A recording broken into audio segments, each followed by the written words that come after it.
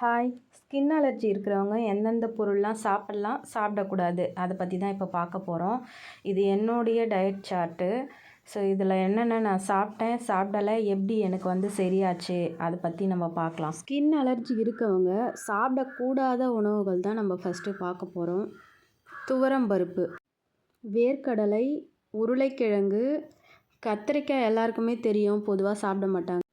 தயிர் சாப்பிடக்கூடாது. Lemon juice, orange juice, இந்த மாதிரி புளிப்பாக இருக்கிற ஜூஸ்லாம் குடிக்கக்கூடாது.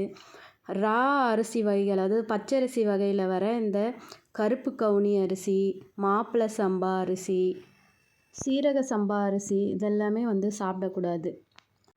மஷ்ரூம் சாப்பிடக்கூடாது. ஊறுகாய், கருவாடு, அதுக்கப்புறம் துரித உணவுகள், ஃபாஸ்ட்டு ஃபுட் எதுவுமே நம்ம சாப்பிடக்கூடாது. பொதுவாக நான் சொல்கிறேன், அவங்கவுங்களுக்கு எது ஒத்துக்கலையோ அந்த பொருளை மட்டும் நம்ம விட்டுடலாம். ஸ்கின் அலர்ஜி இருக்கவங்க எந்தெந்த உணவுலாம் சாப்பிட்லாம். கீரை வகைகளில் எல்லா கீரையுமே சாப்பிட்லாம். முருங்கைக்கீரை அடிக்கடி சாப்பிட்டிங்கன்னா ரொம்ப நல்லது. அதுக்கப்புறம் பார்த்திங்கன்னா வாழைத்தண்டு கூட்டு பண்ணி சாப்பிட்லாம், பொரியல் பண்ணி சாப்பிட்லாம். பச்சை பயிரெலாம் நீங்கள் வேக வச்சும் சாப்பிட்லாம், கிரேவி மாதிரி பண்ணியும் சாப்பிட்லாம். தயிர் தான் சாப்பிடக்கூடாது. மோராக நம்ம எடுத்துக்கிட்டால் நல்லது தான்.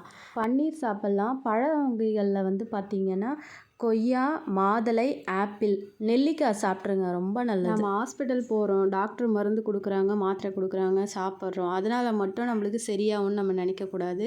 இந்த மாதிரி சில தவிர்க்கக்கூடிய உணவுகளையும் நம்ம தவிர்த்து தான் ஆகணும். அப்போ தான் நம்மளுக்கு க்யூர் ஆக நிறைய சான்சஸ் இருக்குது. அது மட்டும் இல்லாமல் இந்த மாதிரி குப்பை மேனியை பயன்படுத்தி வீட்டிலையே நம்ம சோப்பு செஞ்சு அதையும் நான் பயன்படுத்திட்டு தான் வரேன். ஏன்னா நம்ம கெமிக்கல் இருக்க சோப்பை யூஸ் பண்ணுறத விட இந்த மாதிரி நேச்சுரலாக யூஸ் பண்ணும்போது ஸ்கின்னுக்கும் நல்லா இருக்குது. சரி, மாத்திரைலாம் சாப்பிடும்போது உடம்புல இருக்கிற பிரச்சனையும் சரியாகுது.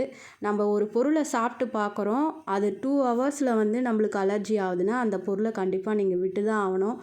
எவ்வளோ நாளைக்குன்னு கேட்காதீங்க. அது கொஞ்ச நாளைக்கு நம்ம தவிர்த்தா நம்மளுக்கு ரொம்ப நல்லது.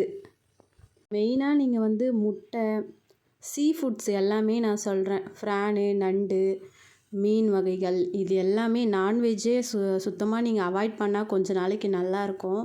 அதுக்கப்புறமா நம்மளுக்கு பிடிச்சத நம்ம சாப்பிட்டுக்கலாம். வீடியோ பிடிச்சிருந்தா லைக் பண்ணுங்கள். இந்த மாதிரி மோர் வீடியோஸ்க்கு சேனலை சப்ஸ்கிரைப் பண்ணி வச்சுக்கோங்க. தேங்க்ஸ் ஃபார் வாட்சிங். பாய்.